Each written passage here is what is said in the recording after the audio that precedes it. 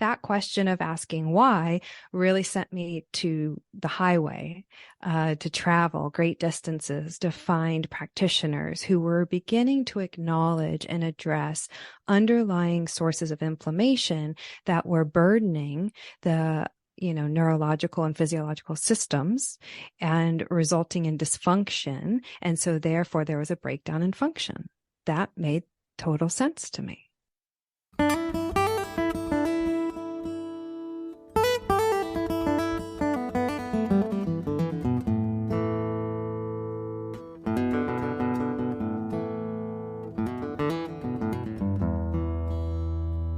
Welcome to the Dandelion Effect podcast, a space for organic conversation about the magic of living a connected life. Just like the natural world around us, we are all linked through an intricate web, a never-ending ripple that spans across the globe.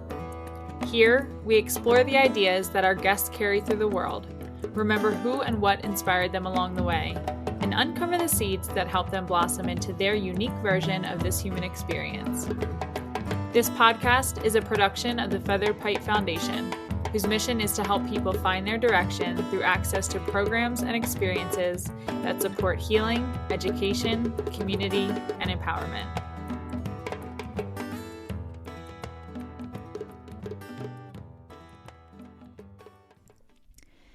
Ware has been on a 17-year journey with her son Zachary, who was diagnosed with autism just before his 3rd birthday. With this news came the advice from the doctors. There is no treatment for autism. Medicate him to help with tantrums, sign him up for speech therapy, take him home, and keep him safe. Suggestions like these are what more and more parents are hearing as autism diagnoses skyrocket. But why? This question became a beacon for Kara as she sat with her toddler, who was hitting his development milestones, then one day began regressing into pain, confusion, and chaos that nobody could explain. She traveled the country seeking out specialists and alternative practitioners, learning about the root causes of inflammation and toxicity that can lead a person to present with autism symptoms. She was not ready to accept the status quo, and the long path she has walked with her son has resulted in not only the remission of Zachary's autism symptoms, but a greater sense of health, joy, and purpose in her life too. Her family is living proof that there's another way to approach this diagnosis, and that there's a bigger red flag in our lifestyles and environment that is begging to be noticed. Our changing planet is having drastic effects on human health, and our species is facing unprecedented challenges in developmental disorders. Autism is the canary in the coal mine, an invitation to look deeper into our history, our food, water, soil, air, stress. And when it's in the home, it's an invitation to explore the entire family ecosystem rather than view the situation as an isolated issue for just one person. Using the functional medicine model that she adopted, Kara outlines in this conversation the steps to slowly and deliberately remove toxins from the body and home, deepen into family values and spiritual practices that pour energy into our thoughts, words, and emotions that create the environment for healing, and take simple steps with nutrition, supplementation, genetic testing, and necessary medical interventions when the family is ready. Personally, she's now the healthiest and clearest she's ever been, and so has her son Zach. Professionally, she's using what she's learned to help doctors shift their conventional practices into functional medicine models and partner with patients for greater health education and lasting outcomes. She's also a board-certified health coach, yoga teacher, and host and producer of Good Medicine on the Go podcast. Her new venture this year brings her full circle to helping families use their time, energy, and resources wisely on the long journey of healing and living with autism. I hope you learned from this episode as much as I did. And at the very least, I invite you to open to a new perspective, an approach to health that is not limited to healing autism, but paving the way for a more integrated and truly holistic understanding of human health and our interdependence with our changing planet. And just as a reminder, even though we talk about healing and health-related topics on this podcast, this show is for general information purposes only and is not intended to replace medical advice, diagnose, or treat any condition that we may be discussing. This is the Dandelion Effect podcast, and I'm your host, Andy Van Treese. You're listening to the latest episode, A New Narrative for Healing Autism with Ware. we are going to be getting into your personal story with your son, Zach, which is such a remarkable healing journey for you and him and the entire family. But first, because of what we're going to cover today, I'd like to just give people some context and like set the foundation for this bigger picture story that we're talking about here today, this condition of autism and the growing body of research around it. Because as more children and as more people are being diagnosed, there's also this amazing kind of resurgence of research of how our bodies function, what toxicities underlie this condition. Is there possibility of healing rather than just managing? Like there's so much in this conversation that we'll cover. So I'd love to just start with a brief summary, Kara, of how you'd characterize and diagnose autism. And if you want to weave in how the conventional system does it versus what you now know to be the characteristics and, descriptions and diagnoses, let's just start to set the foundation for people there. So classically, autism is a neurodevelopmental diagnosis, and it is a collection of symptoms where typically children struggle with social interactions, repetitive behaviors, communication, terrifying tantrums, meltdowns, and really all children with the diagnosis of autism are unique in and of themselves. There's really no two children that present the symptoms the exact same, because it really depends on each unique family's environment, triggering moments, trauma, and then interacting with genetic code. And so I feel that the diagnosis of autism is very elusive because it can mean so many different things. And actually, conventional medicine states that it's not treatable. It's a mental disorder, and that's how they are. And so you can learn to live with the symptoms through medications to silent the tantrums, help with the focus, help with manage the symptoms, and also then behavioral therapy, speech therapy, PTOT. Okay. So that is what the treatment is for autism, and that's what insurance will cover. So that's what I was told when I took my toddler into the pediatrician and say, what is going on? It was like a light switch, right? There's the constant screaming and head banging and biting and not sleeping and the frothy diarrhea. It was literally like a light switch. And so that was the diagnosis I heard, right? Oh, it looks like autism. You'll have to drive up to, a couple hours for the formal diagnosis. And we can prescribe these medications, and speech and behavioral therapy will be what's, what you can do. And I was like, but why is he screaming? Why is he biting? Like we weren't having any of this. He was meeting his milestones. He was pleasant. He was looking at me in the eye. He was babbling. And they're like, well, it's just he's regressed into autism, and that's what it is, and there's nothing you can do about it. And almost 2 decades later, that's still what families are receiving. And I could not accept that there was nothing I could do. My child looked like he was in pain. I want to be very clear, kind of a disclaimer before we get too deep into this, is that again, not every child's going to be screaming. Not every child's going to be looking like they're in pain. The symptoms are different, presented differently, but what I have discovered with underlying root causes is all actually very similar for each child. And the second disclaimer I'd like to say up front is that some celebrate their autism, and I think that's beautiful. My son has some amazing qualities about him that I do feel are shaped because of this experience that we've had. So by no means am I putting autism down. I just wanted to put that clear. But my son looked like he was in pain. I wanted to know, why is he in pain? No one could answer me. That's just what it is. You have medications, you have behavioral therapy. So that question of asking why really sent me to the highway to travel great distances to find practitioners who were beginning to acknowledge and address underlying sources of inflammation that were burdening the neurological and physiological systems and resulting in dysfunction. And so therefore there was a breakdown in function. And that made total sense to me. Yeah. What types of doctors were you going to see when you started to hear a different narrative? What was the very beginning of that journey looking like, as far as feeling like, oh, there's a different approach here? You know, there's something else that can be done, or even at the very least, a different way to look at it. It was kind of a scavenger hunt. It was a very slow scavenger hunt, step by step, because you have to understand this was back in 2005, the beginning of 2006. I was on dial-up internet.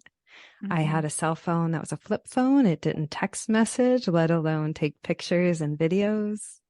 There was no information on this. You know, back then in 2000, early 2000s, it was 1 in 150 children. I had never heard of autism.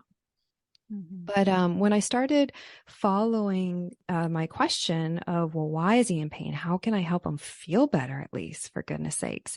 I was reluctant to medicate him, because if I didn't know how he was feeling, how would I know if anything I was doing was really helping? And so we worked with all kinds of practitioners. Even back in the early 2000s, we were working with DOs and MDs and registered dietitians and nutritionists and craniosacral therapists of all kinds of licensures and certifications.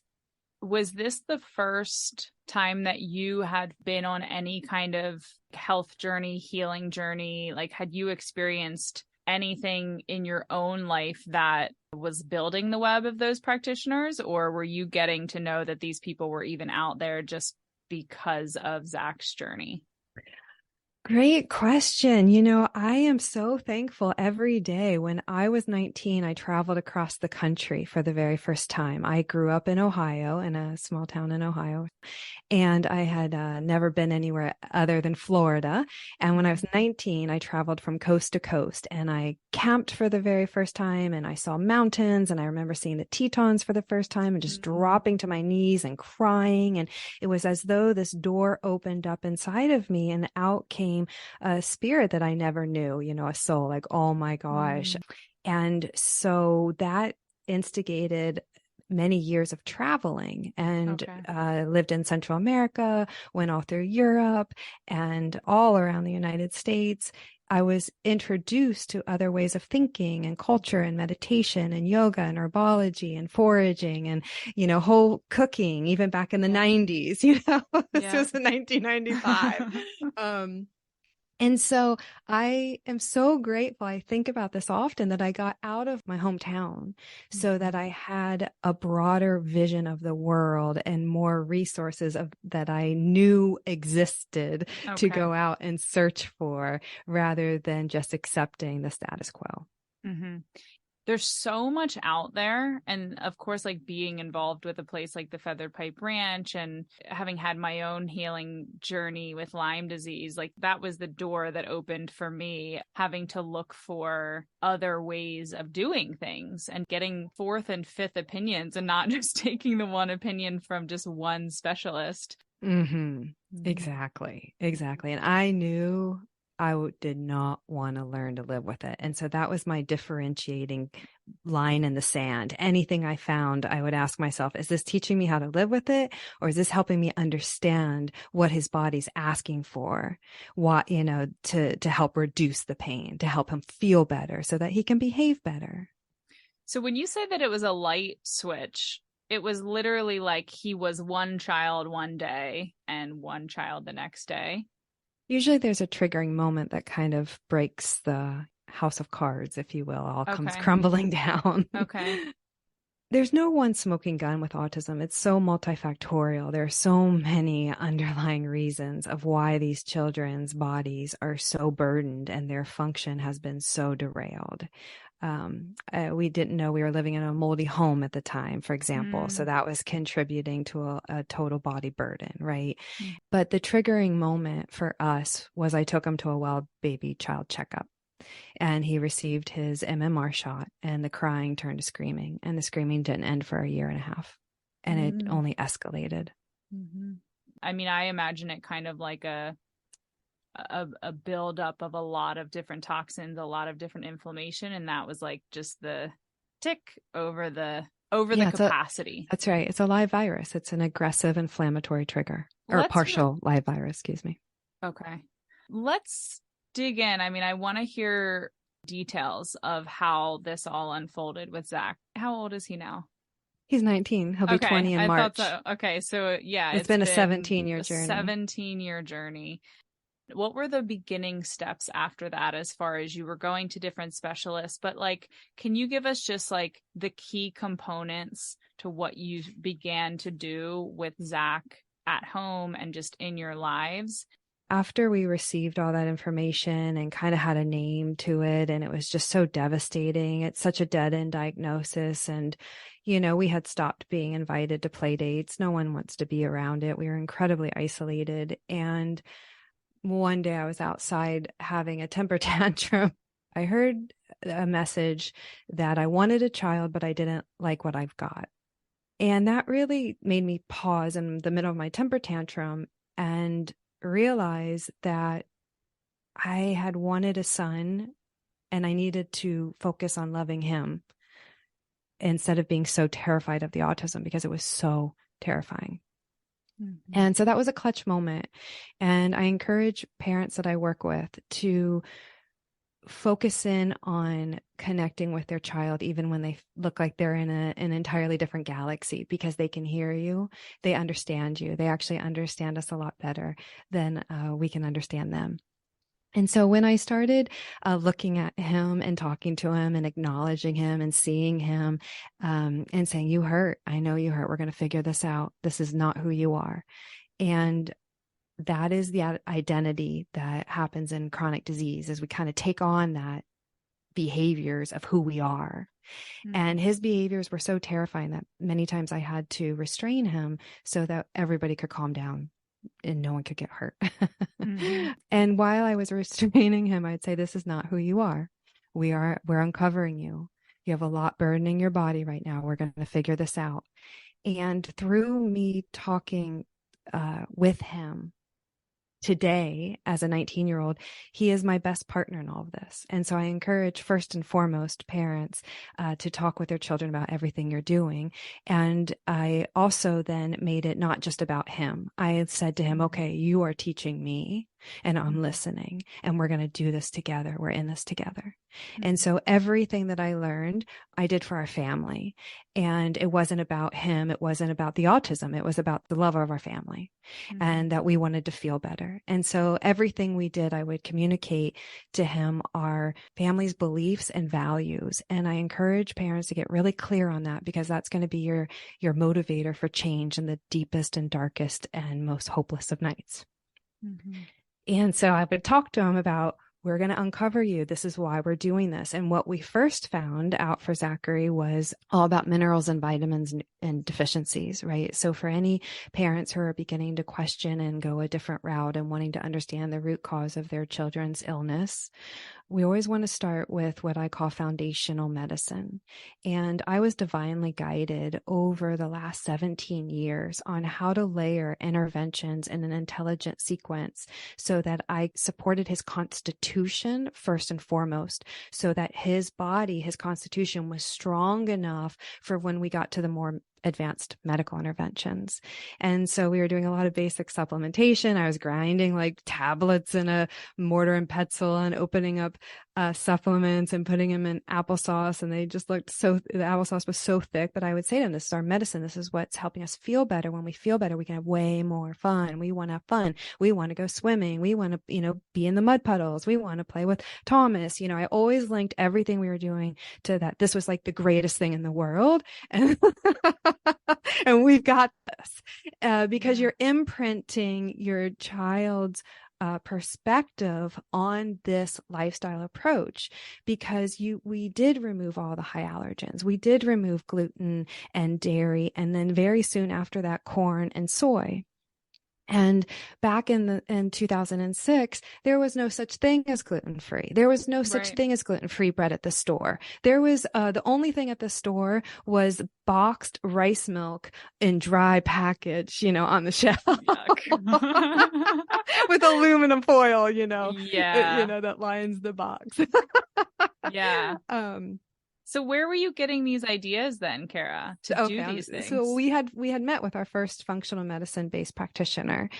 It was a series of events. I had read a book, and the It was called How to Reverse and Heal Childhood Chronic Conditions. And that led me to call a phone number. And then that phone number led into giving me another phone number. And then that phone number led to finding this woman, this practitioner who actually happened to be 2 hours from us. Mm-hmm. So we drove 2 hours. We had our first initial consultation was 3 hours. Here I am with my almost 3-year-old, totally out of control son. And then my not quite 1-year-old newborn. And I'm trying to help Zachary, my eldest, who has, was diagnosed with autism, from getting, he's climbing the bookshelves and emptying the water dispensaries. And I'm trying to take care of Jax and listening to all these mineral and vitamin deficiencies and gut pathogens and toxicity and antimony and arsenic and lead and mercury. And I'm like, oh my God, where is he getting all of this? It really sent me, I was already in emotional distress, and then hearing all of these things, and then all the high allergen foods and all these changes I was going to have to make and get rid of all your plastic and change all your cookware. And I left that appointment. I remember packing my 2 children into their car seats. I remember starting the 2-hour drive home. The next thing I remember, there were loud horns and bright, blinding lights. And I kind of came to, and we were in a ditch on the other side of the road. Wow. I literally absentmindedly, in shock, drifted into oncoming traffic. Oh my God. Because when you have autism in the home, it can be so devastating. And then now you're learning of all of these complex medical conditions. And so it was comforting to know there was so much I could do, but it was so overwhelming also. And I had to go home, and really, I just remember sitting there with my head in my hands, because I'm learning all this new vocabulary and learning like anatomy I don't really know a whole lot about, and neurotransmitters and amino acids, and just having my kind of rocking back and forth myself and just being like, just keep it simple. Just keep it simple. Just what's one thing I can do? What's one thing I can do? And I had to break it down to such small, minuscule steps so that I could just function and think and to be in action. And so what I learned and what I want to share is that there is definitely a sequential order to start healing and reversing what's causing a diagnosis as complex as autism. I can remember the first time that I worked with a functional medicine practitioner, it felt overwhelming as well, because you felt like everything in the world that was part of your modern lifestyle was poisoning you. That's right. That's a really scary feeling. Can't cook with this pan anymore. I can't put my leftovers of the, delicious meal that I'm trying to make organic into a Tupperware. And then I can't even drink my tap water. It's just it feels like everything has to change. So I really appreciate you saying what is one thing I can do? Especially as a mother of 2 toddlers, there's enough on the plate, just as is. Wow, just a lot of compassion for you on that. Thank you. There were a lot of nervous breakdowns along the way. Yeah. You mentioned that now there is a way that you work with families and recommend them for the body to be best led through this experience, but then also financially, a lot of this is not covered by insurance, like you mentioned in the beginning of okay, this is what is covered. And I know when I'm working with practitioners who are out of pocket, anything functional medicine, anything alternative, it's not cheap.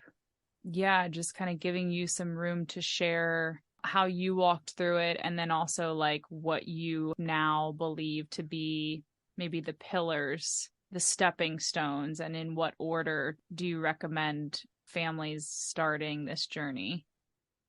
I mentioned earlier that I connected with him. I said, I'm here with you. We're doing this together. We're in this together. And so I took the stance that I was going to lead by example. So I didn't ask Zachary to do anything I wasn't willing to do myself. And I turned our home into our headquarters of healing, because as you mentioned, the attack that was happening on all of our central nervous systems. And you can't heal when you're in that constant fight or flight, right? That sympathetic drive. And we were all terrified. Our sleep was being disrupted. We weren't able to rest and repair. And so I had to first and foremost deliberately make my home a healing sanctuary because it was actually very depressed. Time would just go by so slowly and the tantrums were just so frequent. And so really looking around my home and cleaning up toxicity that was in our everyday life, right? So that was one of the first ways. And then also creating like a routine and creating consistency in our everyday, and using my thoughts and my words to speak healing over my children, and to make sure that I was always imprinting on them that, we're doing all of this because we want to feel better. First and foremost, we ate stir fry, I think, for months because I had no idea what to make. But as we began to eat different, I do want to share this with families, is that this is a make it or break it moment. Changing what you eat is really challenging for many reasons. One, you have cultural importance in food and what you eat. And also the food today is highly addictive. Gluten and dairy, the proteins can actually cross the blood-brain barrier, and they attach to opioid receptors. I mean, they are legitimate addictive substances. And so when you remove an addictive, high inflammatory foods, symptoms escalate.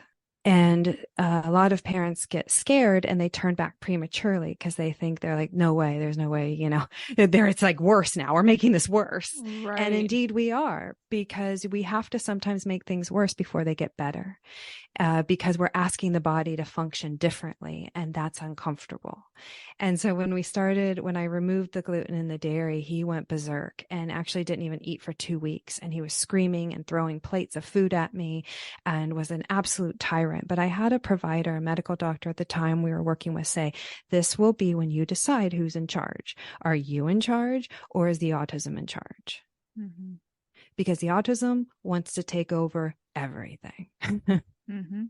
Getting through that hurdle of removing allergens is not simple.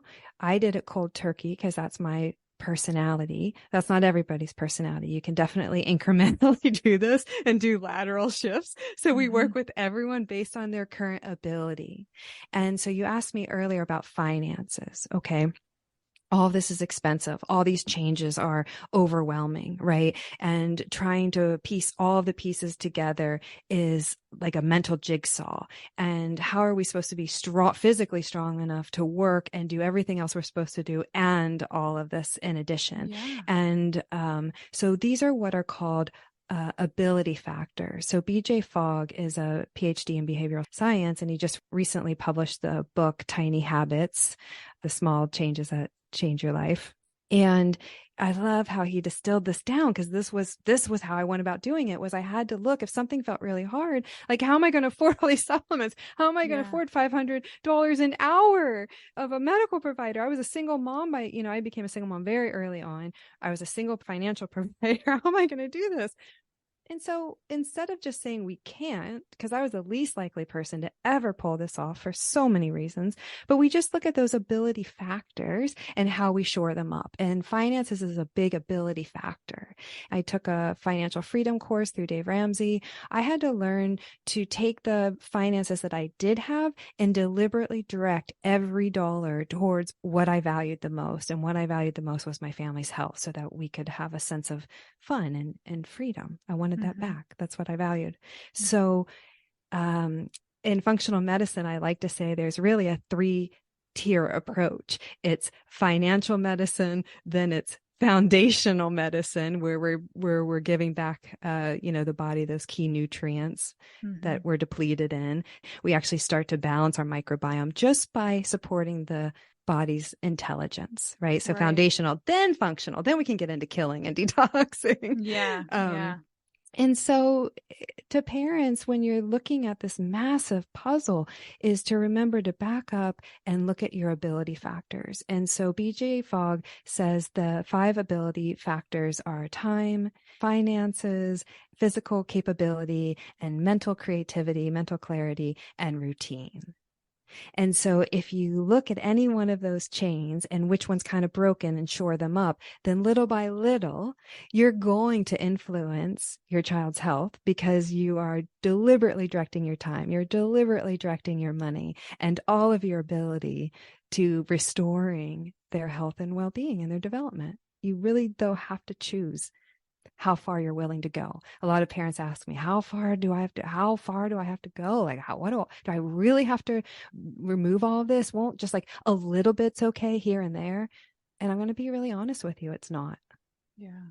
It's not at first. Down the road, Zachary, now that we've reclaimed his health and his freedom, now he can have some gluten and dairy exposures, but he now knows his threshold. And if he has too much, he walks a fine line from regression and breaking out in eczema again, for example. Sounds like you really started with the food piece then.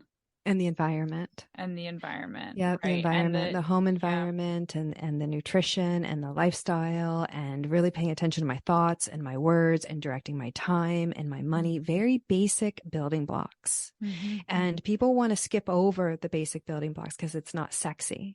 But the building blocks is what's going to sustain this 17-year journey. I always want everyone to hear that we didn't do this for a couple of years and then we were finished. We're still very much living this lifestyle and always will. It's who we are now. It's a process of transformation. It's who we've become in the process. It wasn't something that we were doing. And that's another kind of pearl I want to share with families, is that this isn't a checklist. This isn't something you're going to race through. This isn't something you're going to remove gluten for a while and then, everything will go back to normal.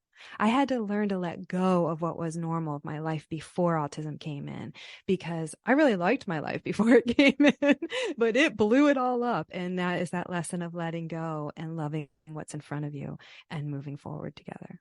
Yeah.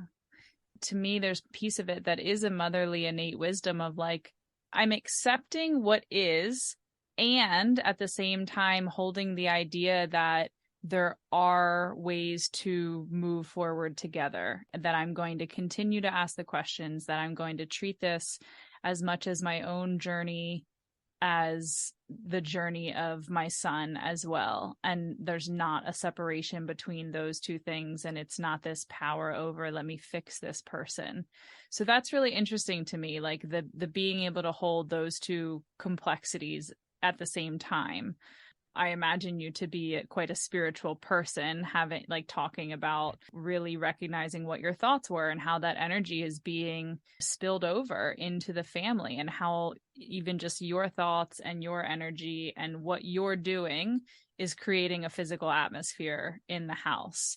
So I'm curious, did you have any kind of practice or your spirituality, your religion, your belief systems, your faith? Like, what did that look like coming into this? And I imagine it has massively shifted. Spirituality is definitely a part of a comprehensive care plan, right? I ask all of my families, what is your source of inspiration? What do you anchor in? What do you believe in? What gives you sources of strength, right? In time where you feel like you're beaten and you're never going to get up again. And so when I was 25, I traveled to Central America, and I was introduced to yoga, and so became a diligent yogi, just absolutely fell in love with it, and actually was working in a rural healthcare clinic, had created an entire yoga program when my children were born for seniors living with chronic conditions and limited mobility. They had sent me down to the Asheville Yoga School to become certified. They were sending me to the Highlander Research Center in Tennessee, which is a research center to train leaders in social change. And all along, I was practicing and studying yoga. I opened up a yoga studio. It was called Easy Does It Chair Yoga Program, became so popular at the rural healthcare clinic that Marshall University contracted me, and I started actually disseminating yoga programs throughout Appalachia region. Mm-hmm. So yoga is means for me to tap into an intelligence that was not of this world, because no one knew what to do at the time. It saved me. A lot of times, even today, I'll notice I'm holding my breath, just the simplest things, right? And being aware and stopping and breathing deeply so that I can affect my circumstances rather than my circumstances affecting me. And through my yoga practice, I received that step-by-step guidance. And I had a message anchor in my heart really earlier on that said, all of this will be used for good. Mm. And that's what I held on to through really hard times. Mm-hmm. And it is all being used for good. Today, 1 in 6 children, 1 in 6 are diagnosed with some kind of developmental disability. Back then it was 1 in 150 with autism. Today it's 1 in 44. Yeah, I've heard some of those numbers too. So I'd like to hear about some of the key moments of recognizing that he was healing. How small or big? I mean, if there's more eye contact happening, there's different levels of communication that are unfolding or, kind of being unearthed. I love this idea of you really helping him to understand, or him helping you to understand that this isn't who you are. Like, we're uncovering who you are. We're discovering who you are. Like, we're meeting you. How amazing is this? I mean, I really like that language because it does take the behaviors of autism and separate them from the soul of the person or the essence of your son. Because I imagine in a 17-year journey, obviously, like, something has to keep you going. And yes, your faith, but I think also the points for parents when they're really seeing a change. I mean, that adds so much fuel to, the inspiration to continue to keep going. So our progress was slow. It's not like I removed gluten and dairy and he started talking the next day. And it was about 6 months, to be honest, into it, when I was like, okay, we're getting somewhere. He was starting to look at me. He was starting to follow directions. He was beginning to respond to his name, and then a little bit longer than that, like a year and a half later, we started hearing words, and then words linked together. His sleep was improving. Small things. To be honest, they weren't huge, miraculous, like, this is great. Yeah. It was small. And a lot of times we had regressions anytime we introduced something new. So it was always, 3 steps back, 2 steps forward, or whatever the old saying is. And I just had to trust that process. And I'm really grateful that the first practitioners I work with told me to expect that. It's not a linear journey. It's not like you're going to start this and start feeling better consistently. There are going to be times where you actually feel worse. Mm-hmm. But the progress is enough for me to know we were onto something, because I could start interacting with him more, little by little. And it was just, what else was I going to do? Mm-hmm. I mean, I knew I had to lower his inflammation. And so I just had to keep committing to, well, how do I do that more? Mm-hmm. Can you tell me about perhaps an example of a time that you felt like it might have been a rock bottom moment for you and how you got through that? Because I know that, for parents who are on this journey, there's gotta be so many moments like that. And just hearing from somebody else about, what your experience has been, I imagine it might be helpful. There have been many times I felt like I was brought on the brink of death, and I was so sick. The stress was so sick. There was one time in particular that my hair was falling out. I was losing my hearing. My skin was gray. I was really struggling to get up. My balance was off because my hearing was going. Really, I was struggling to work. I was struggling to take care of my children. So, it's going to take you. It's going to take you to that place. And I don't even know how I'm still alive, to be honest. We moved in with my mom at that point because I couldn't care for him anymore. Mm-hmm. And I had to stop funding Zachary's journey to put money towards myself. And so, man, this has to be a journey that you take with your kids, to remove the inflammatory foods, to take supplements, to have respite care, to go slowly, not try to push yourself in this healing journey, because it's going to want to take your life. Yeah. That's why I've made it my mission to turn around so more people aren't driving into oncoming traffic and are so blown away and overwhelmed when they do come to the doors of functional medicine that actually does have a path of profound healing. Mm-hmm. And my mission has been to turn around and help more families to do this slowly, incrementally and intelligently, because we can cause a lot of harm with these very sensitive children, and we can spend a lot of money and we can make everything worse. Yeah. And so I want to help more families know how to not only direct their time and their money toward their values, but how to sustain the journey with these building blocks and to pace yourself. Yeah. I want to be that guide to someone that I wish I had had. Yeah. And I know that you take an approach that it starts with the parents. From what I know from your work, it's like, we're not even going to talk about the child until we talk about the household, the relationships, the holistic health of the leaders of the household. What is this going to be like? I imagine those are tough conversations. And I imagine you run into pushback on that. Yeah. To say the least. Yeah. I have a lot of parents get angry with me. I seem to say things that really infuriate people, and it's kind of taken me by surprise, to be honest. Especially because you've been through it, you know, you're not talking to them from a place of not understanding. It's like, I know how you feel. We are in this mess of 1 in 6 children having a serious developmental delay because our environment, like our food, our air, our water, right? Everything has reached a tipping point where it is too toxic to thrive. The disease states are accelerating. Yeah. You know, Alzheimer's, what was presented in a 60 and 70-year-old is now being an early onset Alzheimer's. Right. And showing up in the 30s and 40s. And the reason why we have to start with us is this is not an isolated case that happens in our home. It's a legacy of health issues through, generations, through our genetic code. And everything that's happened up until us, that has come before us, has made us vulnerable to this. And so it's much larger than just healing your child. It's healing ancestral wounds. It's participating in our environment, right? To stop destroying it, to pay attention, to stop buying the products that are just killing us slowly. Mm-hmm. So start with the parents, because you are your child's environment. It's how you're going to lead the show that makes all the difference in the outcome. Mm-hmm. And when you receive that pushback, is it a feeling of parents not knowing that it has a lot to do with them, or are they already just at a point of overwhelm?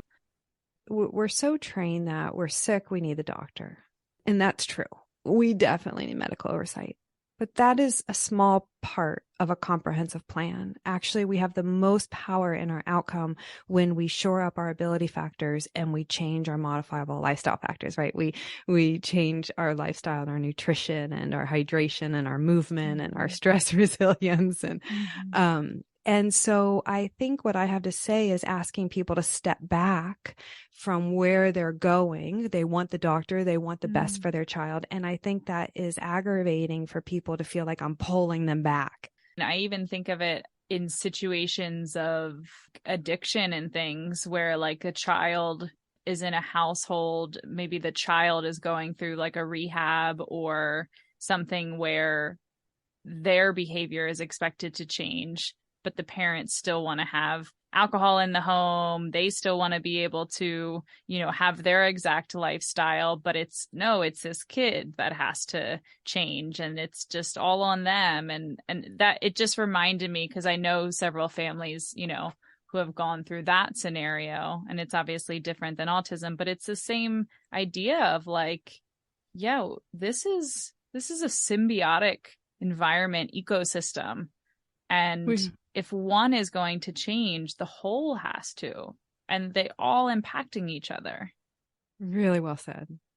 It's really well said. And, we see that same thing in autism is like, this child has the special diet, but we're all still eating this food. And then that's just then there's resistance, and then parents are like, oh, it's not working.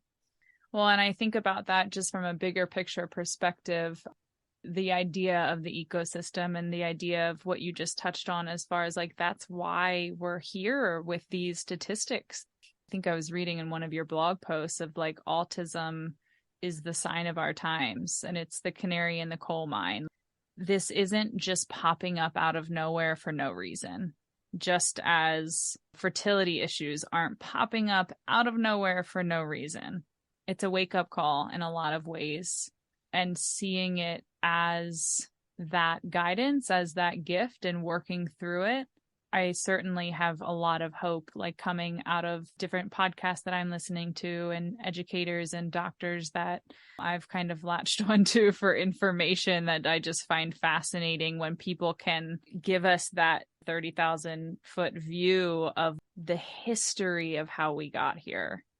For me, that gives it great context. It doesn't put like individual blame on any one thing or one person. I mean, I know with you know, you write about like you had a natural birth, you breastfed Zach, you made every single jar of his baby food from organic food. Like, what is the deal? How is this possible? And so in order to get to the answer of that, you really do have to take that bigger picture view.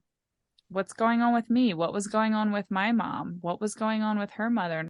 Absolutely. And understanding our genetic code is so important to see where are we vulnerable in our DNA. And that helps to steer the personalization of our medical interventions, because we can now know, we don't have to guess, what nutrients do we have higher demands for in times of increased stress and trauma, poor nutrition. And it's really learning how to work with our bodies because vulnerability is in our DNA. Mm-hmm. I think it's so important, and I'm so grateful to hear from your personal story, because obviously that has guided you into the profession that you're in. And before we get into that, I would love to hear what has been the gift, what has been the pearls of this 17-year journey that you've been on for you, within you. I always tell Zachary he taught me everything, and now I'm teaching it back to him, and that he saved my life. You know, when I was younger, I had a lot of health issues, a lot of trouble, and he has saved my life. And now next year I'll be 48, and I've never felt better. I sleep great. My joints don't hurt anymore. My digestion is good. My energy is great. My hair's no longer falling out. My mental clarity is kind of shocking sometimes. I'm like, look at me go, you know, my executive functioning and my ability to be so resilient in the face of adversity and really be able to break down that adversity now and kind of like, you know, be thinking and calculating what ability factor can I be supporting and what thought do I need at this moment and what better question can I ask so that I can find a better solution. You know, it's amazing the person that I've become as a result of this journey. And thank you for what a profound question, because I encourage families, now that we know recovery is possible. There are groups of people that talk about autism recovery, and now more families are knowing that we can heal and actually lose the diagnosis, you know, but that's very outcome based. And I see them get really frustrated if it hasn't happened in 2 or 3 years, you know, because they're really doing it. They're working hard. They're doing everything, you know, and that's great. But in 2 to 3 years, they get frustrated, you know, because they haven't reached their outcome. Well, I didn't know what to expect. I didn't even know what to pray for. I didn't even know what was possible. And all I knew is that if I did each step, each moment, each breath with love as my motivator and imprinted that in everything I did as I was brushing my teeth and massaging my gums and being grateful, I believe that all those small steps would accumulate to create big change. And it did. I feel today, with so much manifesting terminology and teaching going on, that we lose sight of the process, of the mystery, of the opening and receiving, and the transformation that's available to us through such great challenges, because we're so locked in on what we think we want. I imagine it can actually be helpful when you don't even know what is possible, that then it creates the space for having to accept if this is the reality that will always be, how can I do that with more love? And grace. And grace. Yeah. Yeah. I always thought I was at a disadvantage because there was no information. And then today I really feel for families because there's so much information. Yeah. And that in and of itself is paralyzing and debilitating. Mm-hmm. Yeah, even just choice paralysis. What do I do? How do I do it? And then couple that with, at least in the Western world, just like obsession with immediate results. I really can imagine, what you mentioned about doing more harm than good when you try to go really fast in a process like this. Yeah. And that's why I'm pulling people back, right? Yeah. But they don't want to be pulled back. Yeah. So I'm still trying to figure out how to make that attractive. Anybody who's teaching yoga or any form of those practices and those teachings, we're all trying to figure out how to make slowing down appealing. Yeah. And building, right, on yoga is such a good metaphor because we have to first work on our alignment, right, before we can even start to enter into a more advanced pose. So similar, that's the same idea. Like I'm asking you, let's come into alignment with some, key truths first, and then move forward into more aggressive interventions. I'd love to hear what life is like with Zach now. Yeah, we've been talking about this 17-year journey, and the language you use now is that he is in remission from autism. What does that mean? What does that look like for you guys? So early on, I mentioned recovery. I feel like it's not true. It's not like we just get to a place and we're done with it and we can just, continue on. It's a fine line we walk. I mentioned that earlier with making sure we're constantly supporting his body. So today he's 19, he's in college, and he's working with a job coach to get a job, and he's driving, and he's quite independent, very bright and intelligent. And I love his perspective because he, his internal dialogue are all those key messages I've been imprinting for the last 17 years. So parents, your children's inner dialogue become those words you're speaking in your house. And so I love hearing those back from him and his perspective. And just recently, within the last couple of years, that social ability has kicked in. A lot of families want to take their kids to social skills classes. And social is a very advanced skill to develop. And that really has been the last thing to come. And so now he's able to read nonverbals. He's able to respond appropriately when someone asks him the question. It doesn't take him so long, to think about what he wants to say. So there's no awkward delay. He is very cognizant of living a life imbalanced. He's always sketching out his time, where he's going to be devoting his time. He's learned to budget so that he can get body work, and that he can go to the gym, and he can, learn jujitsu, and he can go skiing, and he's delightful, and he's so grateful. He knows how bad he felt. I have never heard a story like this, and that's why I wanted to have you on. And knowing that there's another option and knowing that there's a possibility. We keep teetering that line of like, Zach's story is not going to be everybody's story. And that's fantastic because it's just his, it's unique to him. And every person has their own path to walk, within the dynamic of all of this. Yeah, celebrating you, celebrating him, and bringing some hope to those who are seeking this kind of thing, while also continuing to add the caution of it's not going to look exactly the same way. No, it's not. And I've worked with a lot of families, but there is a theme between all of us. There are a lot of families that have children older than Zachary who they'll take care of for the rest of their lives. And that's the reality.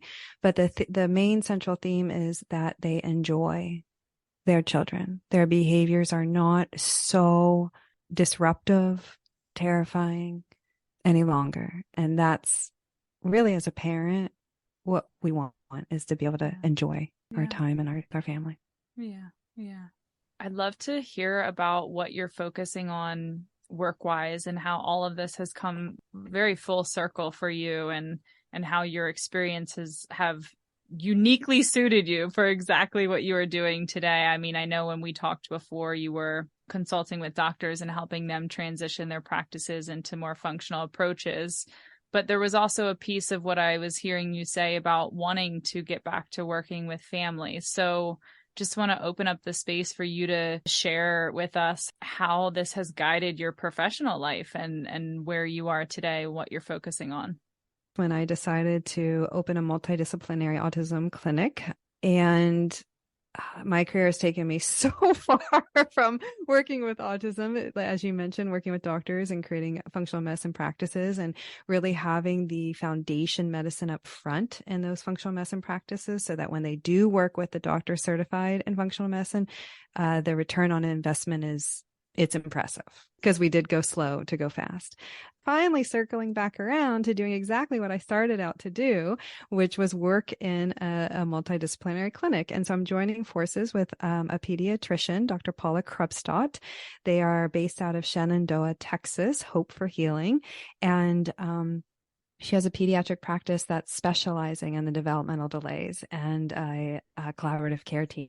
And I get to join them to lead the Foundation Medicine 8-week group coaching series that we ask parents to go through first, so that the parents do take a look at their own mental, emotional, spiritual health, their motivators, their values, their beliefs, how they're directing their mindset, their time, their finances, their money. That's what I call functional finances, as mindset, time, and money.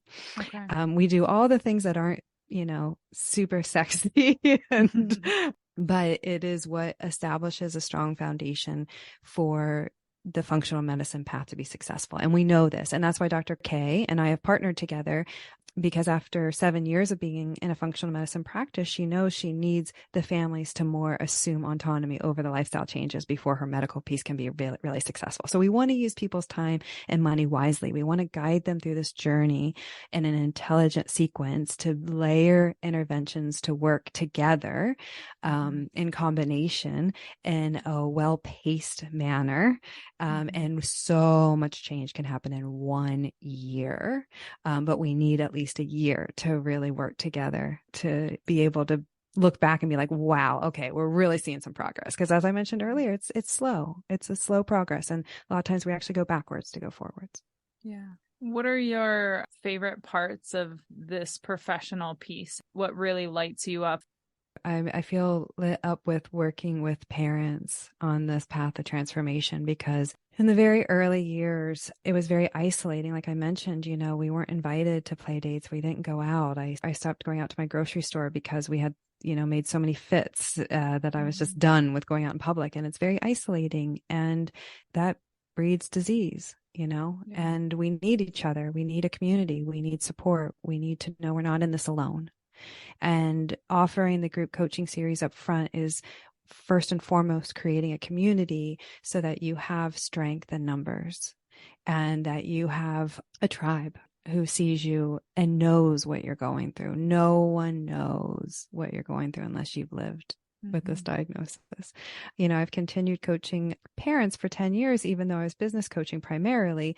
And I'm excited to use the curriculum because it's about parents discovering, well, how are they going to go through this change process? What are they going to rely on, right? What are their values? And it's this foundation that their healing actually will be expedited more than mine. It took me years to find things. Like all I had for years was to do the diet and lifestyle and basic key supplements. And then it wasn't until later that I started learning about gut pathogens, like 2 years later, and then the detox, and then the hyperbarics, and then the Lyme. And, it kept getting bigger and bigger and bigger. I had to go really slow. Parents this year don't have to go as slow as I did. But the point is that we need to go slower than what we think. So that's what I'm excited about. Thank you. What fabulous question is to get back and help more families know how to not only implement the changes, but how to sustain the changes. I can't tell you how many families start this and then they quickly drop out because they can't afford it, like you mentioned earlier. And so are you doing this online? Are you bringing people together online? Okay. So people can tune in from anywhere. Yep, it's online, right? It's online, and we're using Mighty Networks, which is going to be in like an online community. And so we'll have chats and events and all kinds of things in that community. And then after they go through the lifestyle, because that's truly the foundation in functional medicine, you have to have that, lifestyle nutrition. Then they see our genetics provider to get those precision genetics, because we really have to understand your source code. We have to understand where your vulnerabilities are and your susceptibilities and what nutrients you need. It truly guides. You can't diagnose from a genetic report, but it guides treatment. And so then after those two pieces are in place, and then families meet with our medical doctors, everyone's ready to get to work, and they're ready to partner together, because functional medicine is a mutual participatory medical model. You can't just show up at a functional medicine doctor and be like, okay, what are you going to do for me? Like that just doesn't, that's not how this model works. It's very partnership based. Yeah. So after the parents have assumed their role in this partnership by going through the lifestyle and the genetics, and then they meet for the medical consultation, that's when your healing expedites, because now the body's ready to kick in for those gut pathogen killing protocols or detox or whatever we need to do.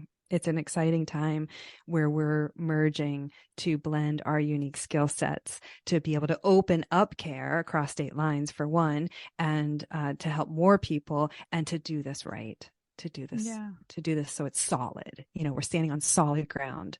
Yeah.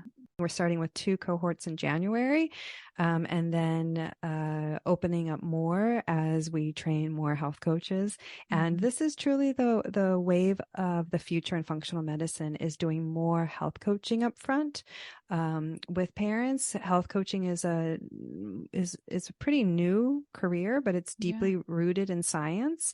For the last 20 years, there's been significant bodies of research that have been published substantiating that health coaching has been the missing piece in a collaborative care team on the medical piece. So if we work with a health coach and we really look at that change process, and we go through this foundation principles, right, then when you meet with your medical provider, you're going to actually spend less money in the long term. Yeah, overall. Exactly.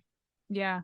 I think that's a piece too that is hard to see unless you've kind of walked that as well. I mean, that's been my experience, at least my understanding of how I sustain my own health is like doing the education portion of it, so that I am now in charge of my body, and I can do so much more myself before even having to go see a provider, see a doctor, or any kind of practitioner, because the lifestyle pieces, the nutrition pieces, if I feel myself getting out of balance, it's like, okay, let me pare back on some of the things I know to be inflammatory. Let me do some extra movement, extra rest. It's like these foundational pieces, like you're speaking of, we've narrowed in on autism, but it's also the conversation of like how anybody stays healthy, understanding the detox pathways, understanding the power of our thoughts and beliefs and energies, understanding relationship pieces of it. It's just like this bigger picture of how we live well. Everything you just said, that is healthcare. The instant gratification of going to someone else to do something for us isn't working. We know that. We have to take responsibility. There was another thing that you wrote that really resonated with me, and you said something like autism is the master teacher, has been my master teacher. And I think from that big picture view that we've been alluding to throughout this conversation is like, this is the shift that is needing to happen in healthcare and in the understanding of how everything that has come to this point, it's like just a pretty basic cause and effect situation we have on our hands.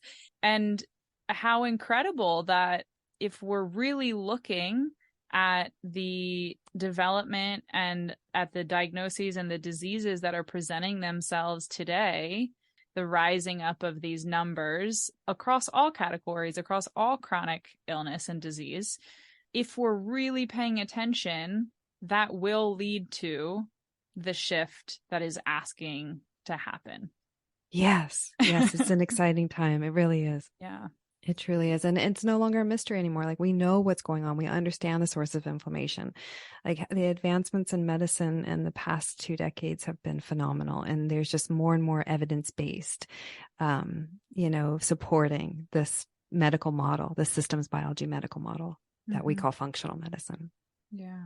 Is there anything that we didn't cover that I didn't ask about that you want to be in this conversation and want to mention?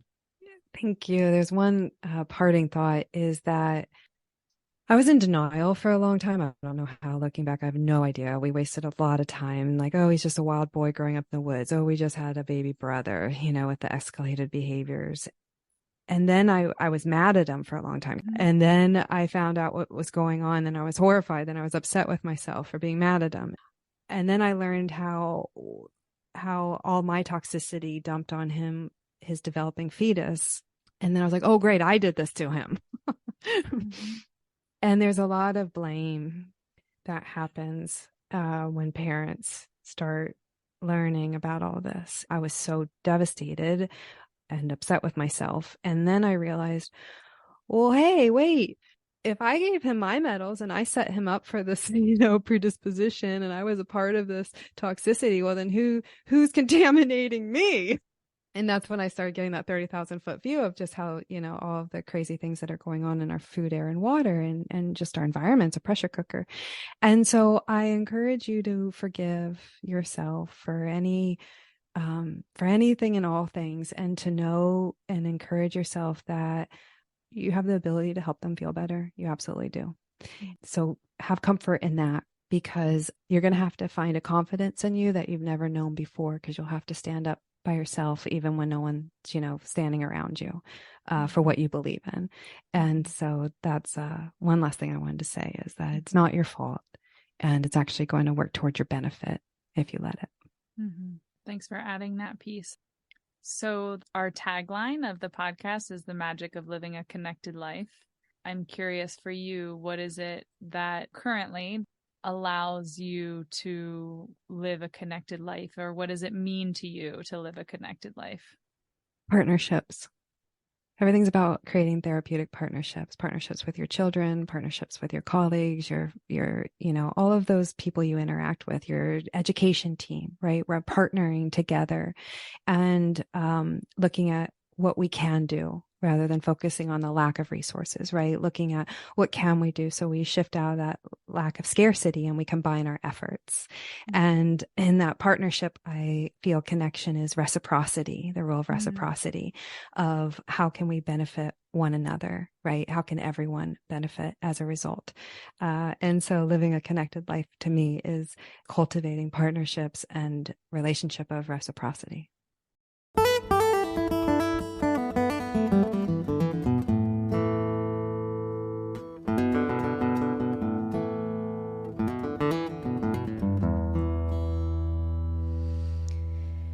Ware, what a journey this mother has gone on in search of answers and a better existence for her son and herself. And now she's keeping her vow of using this all for good and helping other families move towards harmony and release the fear that autism can have on a life and an entire family unit. I appreciate how honest Kara was in this conversation, words that were not always easy for me to hear or for her to say, I'm sure, the thoughts that she had in the depths of the stress that almost took her own life in her pursuit of saving it, and the realization of how far people will go to build a better world that they believe is possible, and that it is possible. I was blown away to hear that Zach is now 19, he's in college, he's driving, skiing, going to the gym, and leading a balanced and full life. To get in touch with Kara as a patient, a mom, a doctor, or someone just wanting to say hello and thank you, her website is karawarecoaching.com, and the site for her new collaboration and online family program is gettotheroot.com. And of course, I will put those in the show notes for you. A special thank you to Matthew Marsalic and the Drum Brothers, whose music you hear at the beginning and end of this podcast, as well as Dr. Jean Shinoda-Bolin, who first turned us on to the phenomenon of the dandelion effect and how these ideas move throughout the world. This podcast is a production of the Feathered Pipe Foundation, a 501c3 dedicated to healing, education, community, and empowerment. Help support this project by donating at featheredpipe.com/gratitude. Leave us a written review on Apple Podcasts and rate us on Spotify. It really helps us spread the word. Be sure to tune into our next conversation in 2 weeks. I can't wait to share another amazing conversation with you. Until then, have a beautiful day and adios.